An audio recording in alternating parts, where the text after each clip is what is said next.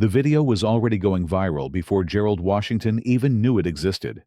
3.5 million views in 18 hours. The caption reading, HOA enforcement officers show trespasser who's boss at Millbrook Rest Area. The comments section buzzed with outrage, support, and everything in between.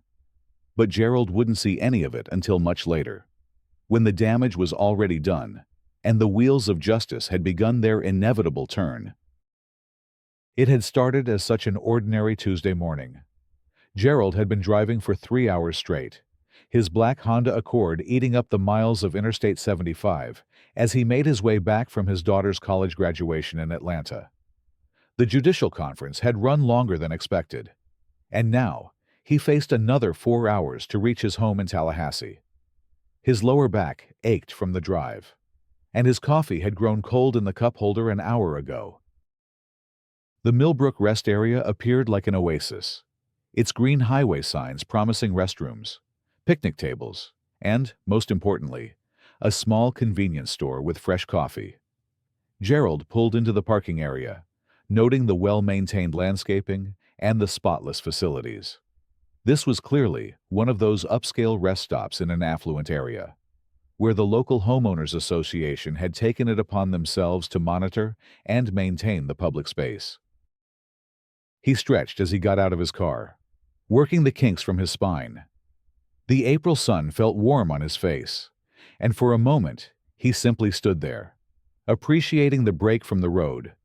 He was dressed casually, jeans, a pullover sweater, and comfortable walking shoes. It was his weekend attire, chosen for the long drive home rather than any consideration of how others might perceive him. The convenience store was small, but well-stocked. Gerald nodded to the elderly clerk behind the counter, grabbed a large coffee from the self-serve station, and picked up a bag of trail mix for the road. The transaction was routine, unremarkable. He paid with his credit card, exchanged pleasantries about the weather, and headed back toward his car. That's when he first noticed the white pickup truck with Millbrook HOA enforcement emblazoned on its side. 2 men in pseudo-police uniforms were standing beside it, their attention focused directly on him. One was tall and thin, with a scraggly beard. The other shorter and stockier, with close-cropped gray hair. Both wore mirrored sunglasses despite the overcast sky. Gerald's steps slowed instinctively. After 30 years on the bench, he had developed a sixth sense for trouble, and these two radiated the particular kind of aggressive energy that came from people with just enough authority to be dangerous. "Excuse me," the taller one called out, his voice carrying across the parking area with unmistakable authority. "Sir, stop right there." Gerald paused, turning to face them with the measured calm that had served him well in countless courtroom situations. "Is there something I can help you with?" The 2 men approached with the synchronized swagger of security guards who'd watched too many police procedurals. The tall one spoke first, his badge catching the light as he gestured. "I'm Officer Randy Burkhart, Millbrook HOA Enforcement. This is Officer Dale Hutchins. We need to see some identification." Gerald set his coffee on the roof of his car, keeping his movements slow and deliberate. "May I ask why?" "You're trespassing on private property," Hutchins interjected, his voice gravelly from what sounded like decades of cigarettes. "This rest area is maintained by the Millbrook Homeowners Association. It's for residents and their guests only." Gerald glanced around at the obvious public signage, the state highway markers, the federal interstate designation clearly visible on every sign. "I believe this is a public rest area on Interstate 75. I just purchased items from the store with my credit card." "Don't get smart with us," Burkhart snapped, stepping closer.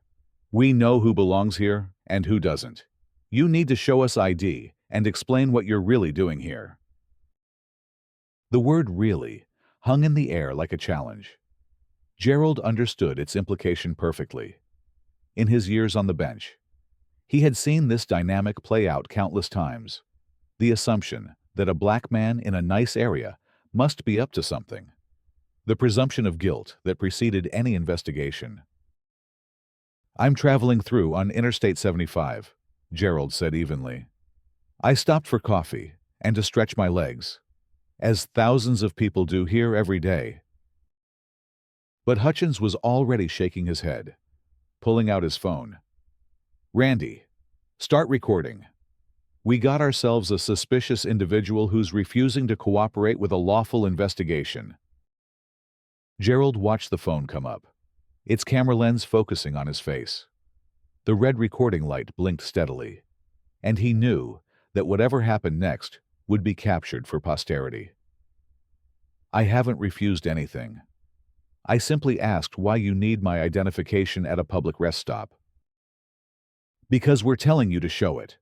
Burkhart's voice rose, attracting attention from other travelers in the area. A family loading their minivan stopped to stare.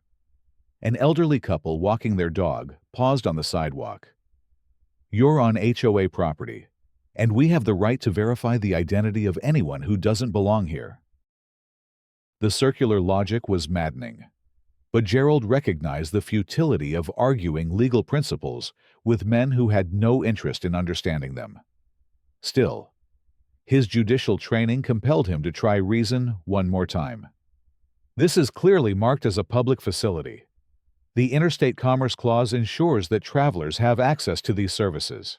I'm exercising my legal right to use a public accommodation." Hutchins laughed, a harsh sound that echoed off the surrounding trees. "Listen to this guy. Randy. Thinks he's a lawyer or something. Talking about clauses and accommodations." He stepped closer to Gerald, invading his personal space. "Where'd you learn all those big words? YouTube University?" The insult stung more than Gerald cared to admit.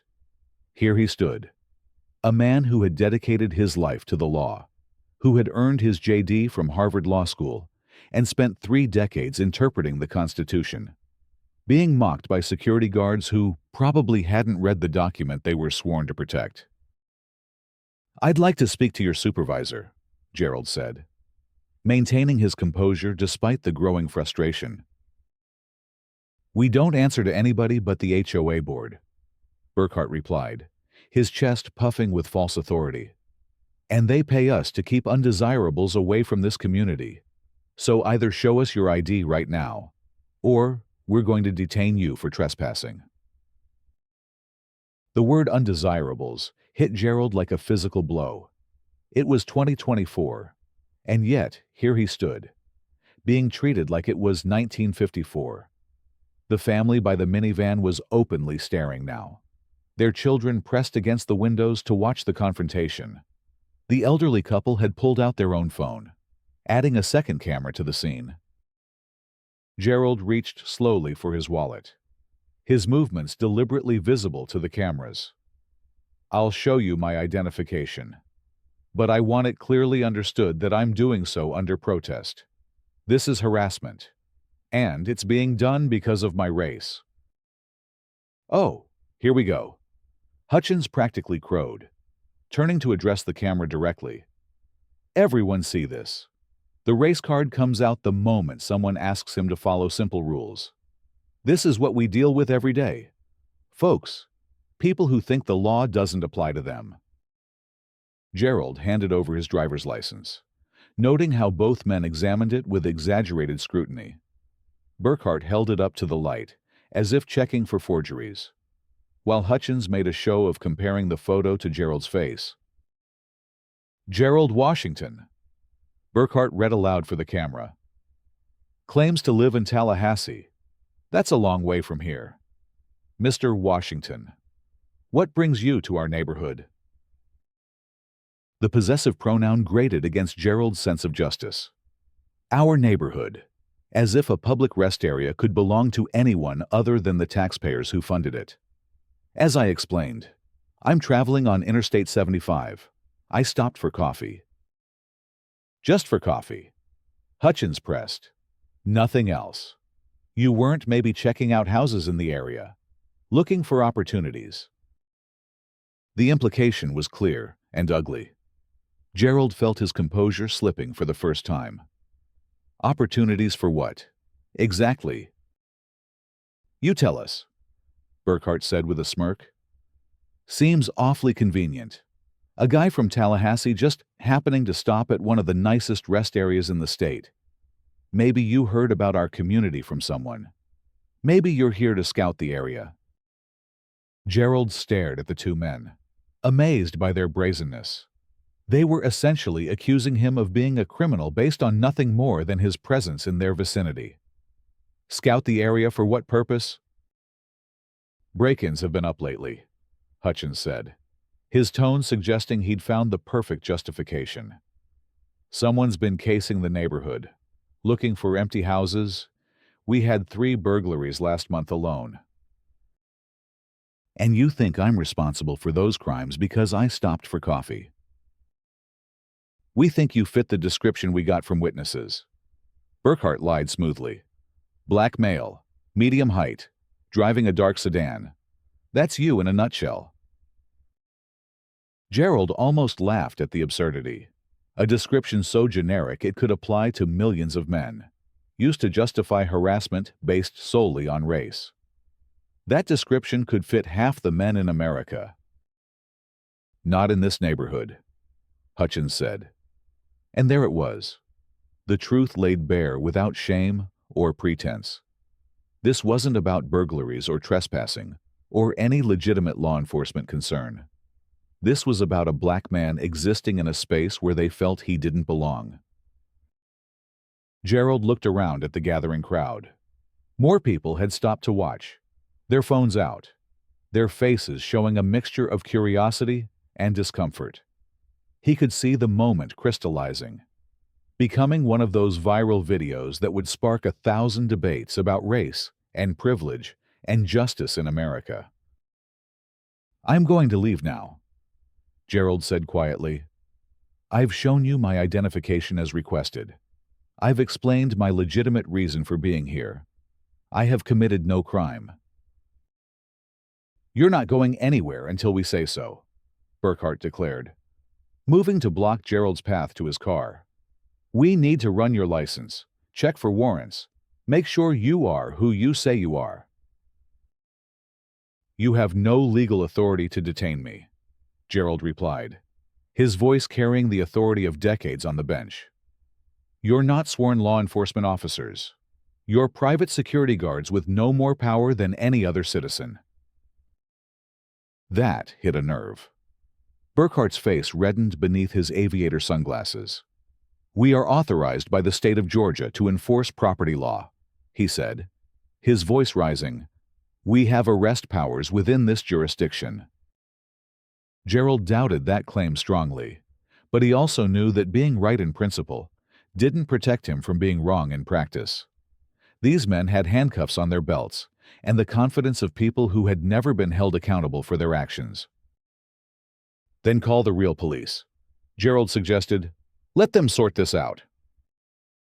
We don't need the real police, Hutchins sneered.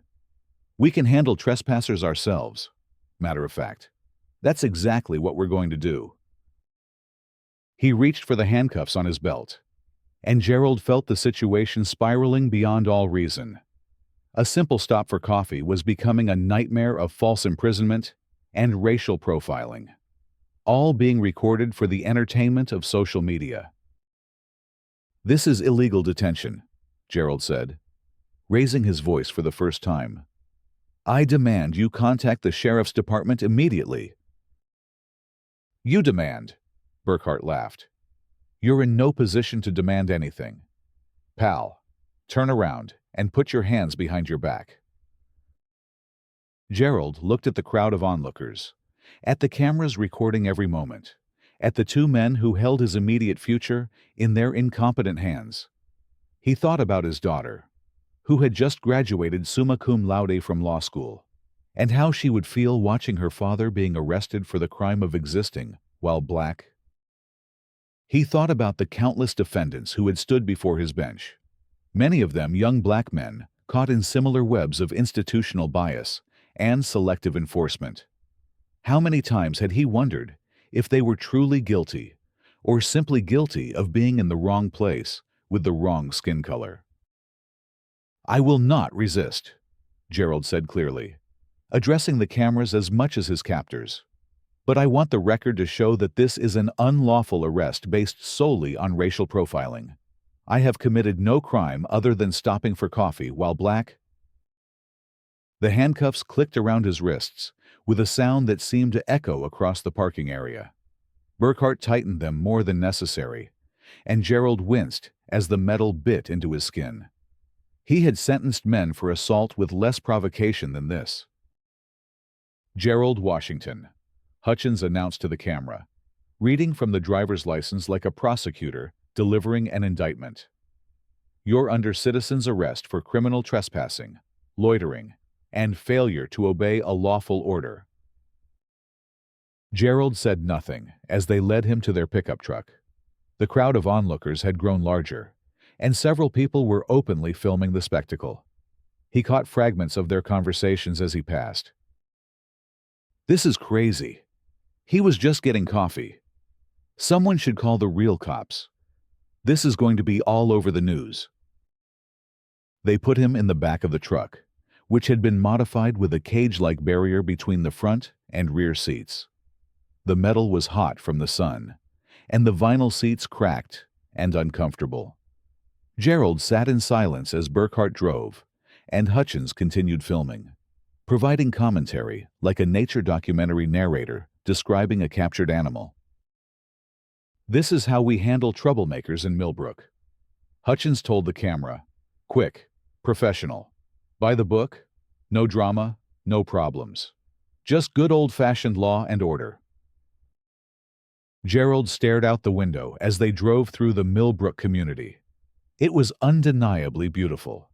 Tree-lined streets, immaculate lawns, houses that probably started at $500,000. The American dream made manifest, at least for those who could afford it and had the right skin color to be welcomed. They pulled up to a small building marked Millbrook HOA Security Office. It looked more like a real estate office than a law enforcement facility, with flower boxes under the windows and a cheerful sign advertising the community's amenities. Gerald wondered how many other innocent people had been processed through this place. Inside, the building was exactly what he'd expected: fluorescent lighting, cheap furniture, and walls covered with official-looking certificates and photographs of HOA board members. There was a holding cell in the back that appeared to have been added as an afterthought, its bars obviously new, and its lock mechanism still shiny. They took his photograph, fingerprinted him, and confiscated his personal belongings.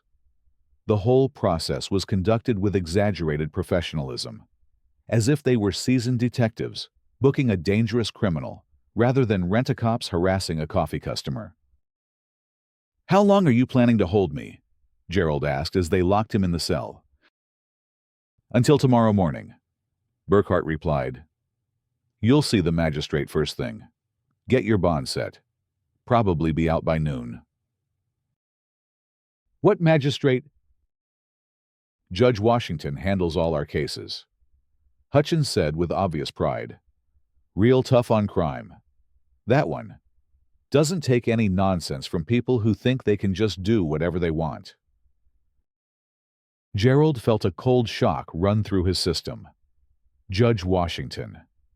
They were talking about him. In the surreal circus of the last few hours, he had forgotten that tomorrow was Wednesday, which meant tomorrow was his day to handle municipal court cases from the surrounding jurisdictions, including, apparently, cases from the Millbrook HOA. He said nothing, but his mind raced with the implications. These men had just arrested the very judge who would be presiding over their case. The irony was so perfect, it was almost biblical. "Yeah, Judge Washington doesn't mess around," Burkhart continued, unaware of the thunderbolt he'd just delivered. "Last month he gave some punk 30 days just for disorderly conduct. You picked the wrong neighborhood to try your games, buddy." Gerald lay on the narrow cot in his cell.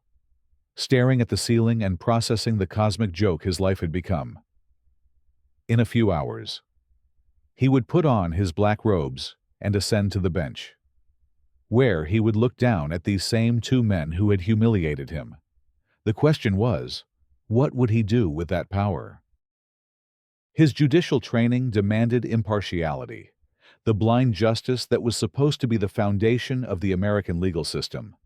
But his human experience demanded accountability, the recognition that actions had consequences and that abuse of power could not go unpunished. As the hours passed, Gerald could hear Burkhart and Hutchins in the outer office, uploading their video to social media and congratulating themselves on their professional police work. They called friends, family members, other HOA security guards, boasting about their collar and predicting that the video would make them internet famous.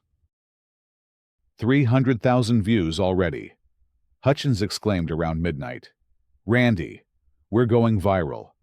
Look at all these comments praising us for standing up to troublemakers. Gerald closed his eyes and tried to sleep, but rest wouldn't come. He thought about his late wife, Martha, and how she would have reacted to seeing him in handcuffs. She had always worried about him traveling alone, especially in areas where he wasn't known. "Promise me you'll be careful," she'd always said. "Some people can't see past the color of your skin."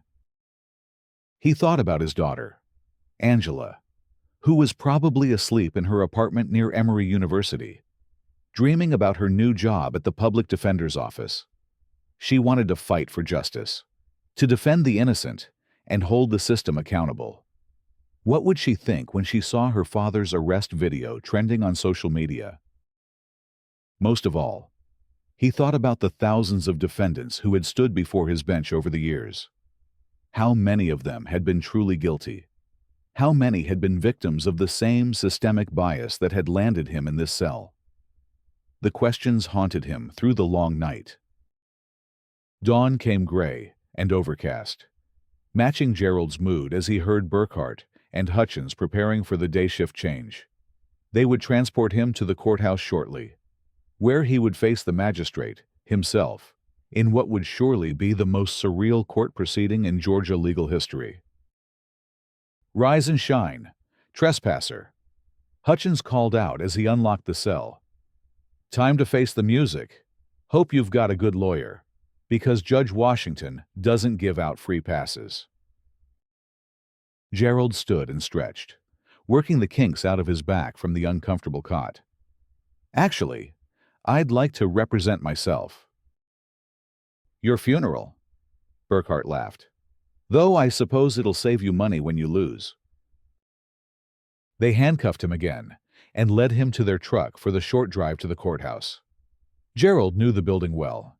He'd been working there for 15 years, ever since his appointment to the bench. It was a modest structure, befitting a rural county, but it represented the majesty of law and the promise of equal justice under the Constitution. As they approached the courthouse steps, Gerald could see news vans in the parking lot. Word of the arrest had clearly spread beyond social media. Reporters with cameras were setting up for what would undoubtedly be a media circus once the truth came out. "Looks like you're famous," Hutchins said with satisfaction. "Hope you're ready for your 15 minutes." They entered through the back entrance, the same one Gerald used every morning when he arrived for work. The hallways were familiar, lined with portraits of previous judges and framed copies of the Constitution and Bill of Rights. He had walked these halls thousands of times, but never in handcuffs, never as a defendant in his own court. The holding cell adjacent to the courtroom was small and windowless. Burkhart and Hutchins processed his paperwork with the court clerk, a young woman named Jennifer, who had worked for Gerald for 3 years. She glanced at the defendant's name on the arrest report and did a double take. But the two officers were too busy congratulating themselves to notice her reaction. "Make sure you get us good seats," Burkhart told Jennifer. "We want to see this punk get what's coming to him." Jennifer nodded silently, her eyes wide with disbelief. She had seen Gerald arrive at work just yesterday morning, coffee in hand, greeting everyone with his customary warmth and dignity. Now he was locked in a cell, awaiting arraignment in his own courtroom. Gerald sat in the holding cell and listened to the familiar sounds of the courthouse coming to life. He could hear the bailiff setting up the courtroom, the court reporter testing her equipment, the clerks organizing the day's docket. Soon, very soon, the truth would come out. At exactly 9 o'clock, he heard the bailiff's traditional call, "All rise." The court of the 15th Judicial District is now in session. The Honorable Gerald Washington presiding. There was a moment of confused silence from the courtroom. Gerald could imagine the scene. Burkhart and Hutchins sitting in the gallery, suddenly realizing that the name on the docket matched the nameplate on the bench. The pieces of the puzzle clicking into place with devastating clarity. A minute later, Jennifer appeared at the holding cell, her face flushed with embarrassment and anger. "Your Honor, I am so sorry. I had no idea. When I saw the name on the arrest report, I couldn't believe—" "It's not your fault, Jennifer," Gerald said gently. "Could you please ask Judge Martinez from the adjacent district to handle this case? I believe I may have a conflict of interest." She nodded and hurried away, leaving Gerald alone with his thoughts. Through the thin walls, he could hear agitated voices from the courtroom. Burkhart and Hutchins had clearly realized their mistake, and they were not handling it well. 20 minutes later, Judge Maria Martinez entered the courthouse with the grim expression of someone who had been briefed on an unprecedented situation. Gerald had known Maria for years. She was a fair, thorough jurist with little patience for nonsense. If anyone could handle this case objectively, it was her. But then, Gerald heard something that changed everything. Through the courthouse walls, he could make out Burkhart's voice, raised in argument with someone, probably a lawyer. "We don't care if he's a judge," Burkhart was saying. "He was trespassing. He was acting suspicious. We did our job, and we'd do it again." And then Hutchins chimed in. "Yeah, just because he's got a fancy title doesn't mean he's above the law. Maybe judges need to learn that they can't just go wherever they want and expect special treatment." Gerald felt something shift inside him. These men weren't contrite. They weren't embarrassed. They weren't even particularly surprised. In their minds, they had done nothing wrong, and they were prepared to defend their actions regardless of who their victim turned out to be. That changed everything. When Jennifer returned to escort him to the courtroom, Gerald made a decision that would define the rest of the case. "Jennifer, I've reconsidered. I'd like to handle this case myself. It's my courtroom, my jurisdiction, and my constitutional right to preside over cases in my district." "But, Your Honor, the conflict of interest—" "There's no conflict," Gerald said firmly. "I'm not the prosecutor. I'm not the defense attorney. I'm the neutral arbiter of the law. And that's exactly what I intend to be." She looked uncertain, but Gerald's tone brooked no argument. He was still a judge, still the senior judicial officer in this courthouse, and still the man who would decide how this case proceeded.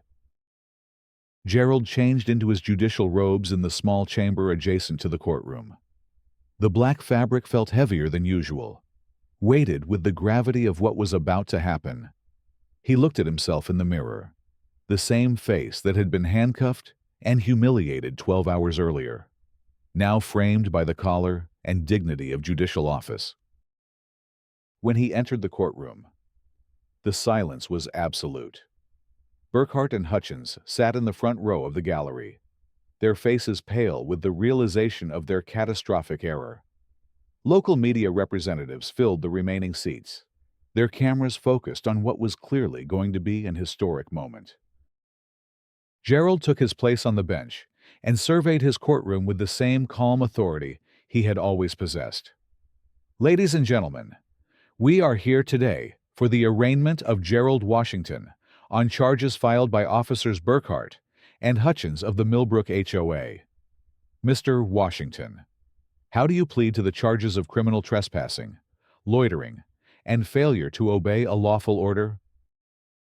The surreal nature of the moment wasn't lost on anyone present. Gerald Washington, the defendant, stood to address Gerald Washington, the judge.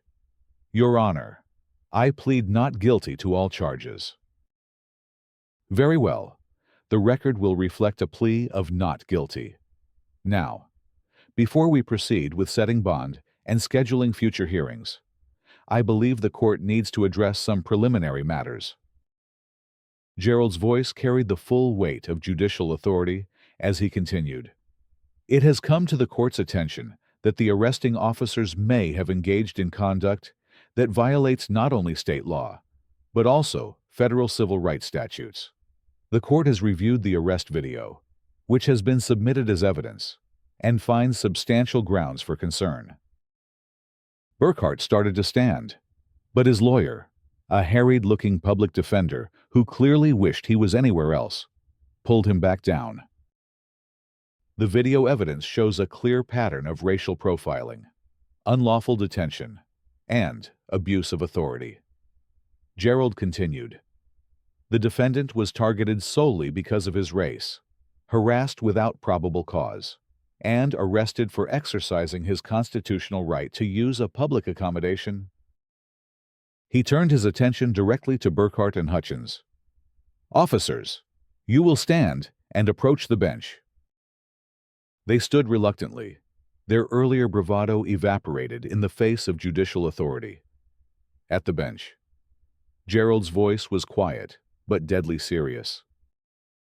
Gentlemen, you have committed a felony. You unlawfully detained a citizen, violated his constitutional rights, and filed false charges. Under normal circumstances, I would be obligated to refer this matter to the district attorney for prosecution. Burkhart found his voice. Your Honor, we were just doing our job. We didn't know. You didn't know what Gerald's interruption was sharp. You didn't know that racial profiling is illegal. You didn't know that public rest areas are open to all citizens. You didn't know that your authority is limited to actual criminal activity. Hutchins tried to speak. Judge, we've had problems with break-ins. Officer Hutchins, you told the defendant that you had arrest powers within your jurisdiction. Is that true? Well, the HOA authorized us.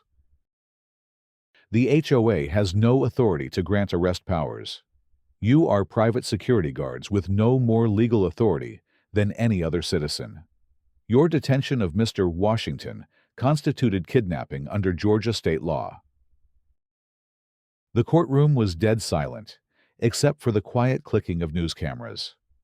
Gerald could see reporters frantically taking notes, knowing they were witnessing something unprecedented in American jurisprudence. Furthermore, Gerald continued, your conduct was recorded and posted to social media, where it has been viewed millions of times. This case has attracted national attention, not because of any crime committed by the defendant, but because of the flagrant civil rights violations committed by the arresting officers. He returned to his full voice, addressing the entire courtroom. Therefore, the court makes the following findings first. All charges against Gerald Washington are dismissed with prejudice. The arrest was unlawful, the charges were fabricated, and the defendant's constitutional rights were violated. There was a murmur of approval from the gallery, quickly silenced by Gerald's gavel. Second, the court finds probable cause to believe that Officers Burkhart and Hutchins have committed multiple felonies under both state and federal law. This matter will be referred to the FBI's Civil Rights Division for federal prosecution and to the district attorney for state charges. Now Burkhart and Hutchins looked genuinely panicked. Their lawyer was scribbling furiously, probably trying to figure out how to minimize the damage to his clients. Third, the court orders an immediate investigation into the Millbrook HOA's security practices. All authority granted to private security personnel is hereby suspended, pending a full review by the Georgia Bureau of Investigation. Gerald paused, letting the weight of his words settle over the courtroom. Officers Burkhart and Hutchins, you are hereby ordered to surrender your badges, weapons, and any other items that might be construed as giving you law enforcement authority. You are also ordered to appear before this court next Friday for a hearing on criminal contempt charges. The two men looked at each other in stunned disbelief. Their world had collapsed in the span of 20 minutes. Their authority stripped away. Their futures suddenly uncertain.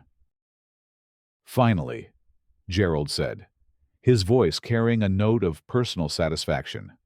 The court notes that this case demonstrates the importance of treating all citizens with dignity and respect, regardless of their race, class, or appearance. Justice is not served when law enforcement, whether official or private, operates based on prejudice rather than evidence. He brought his gavel down with finality. Court is adjourned.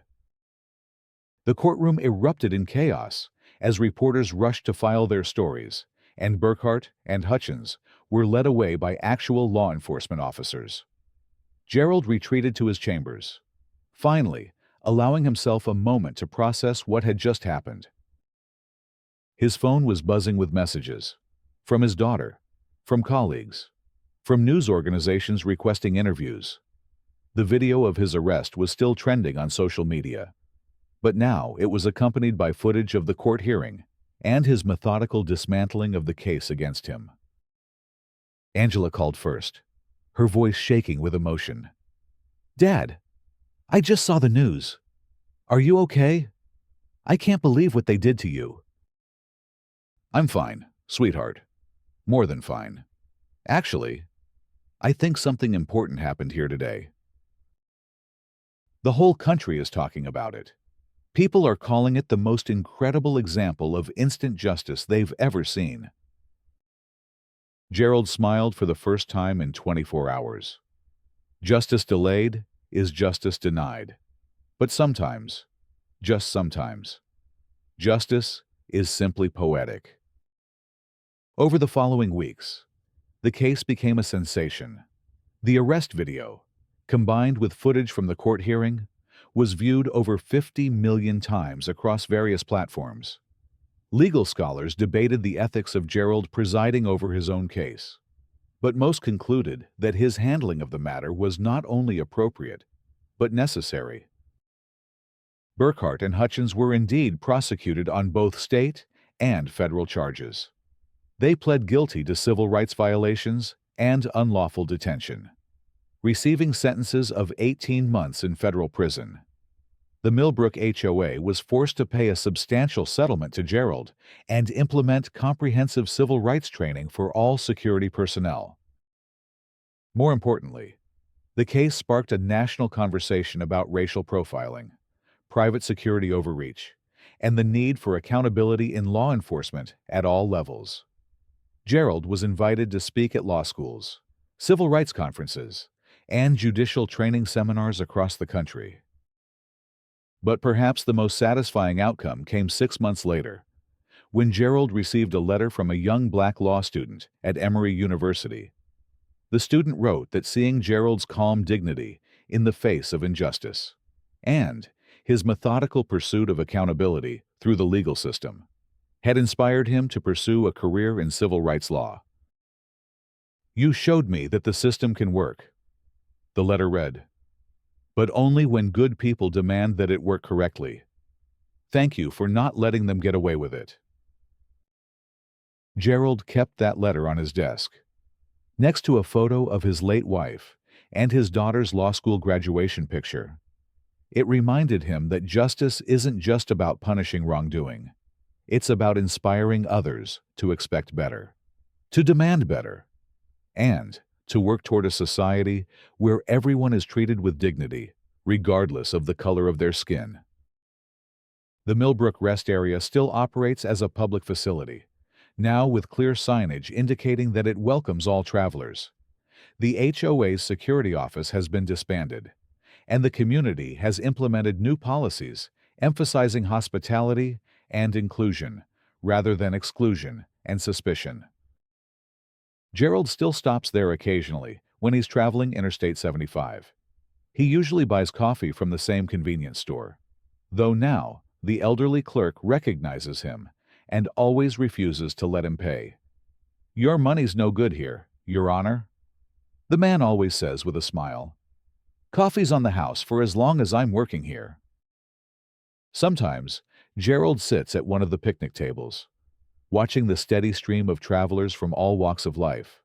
Families on vacation, truckers taking mandatory rest breaks, students driving home for the holidays. It's a reminder that America works best when it lives up to its ideals, when public spaces truly are public, and when justice isn't just an abstract concept, but a lived reality for all citizens.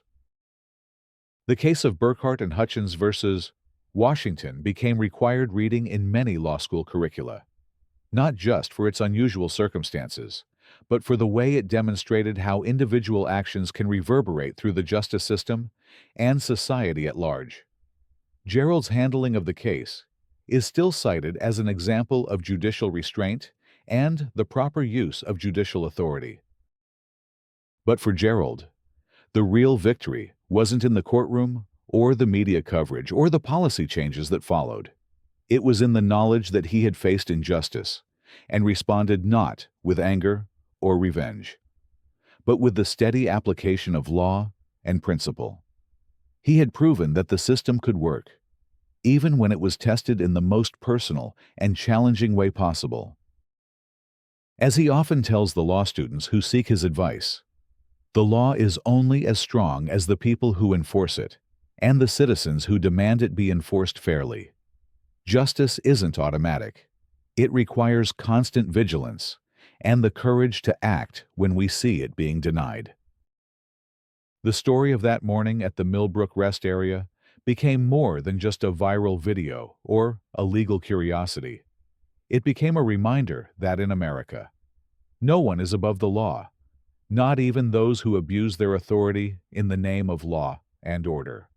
And sometimes, just sometimes, justice comes full circle in the most unexpected and satisfying ways.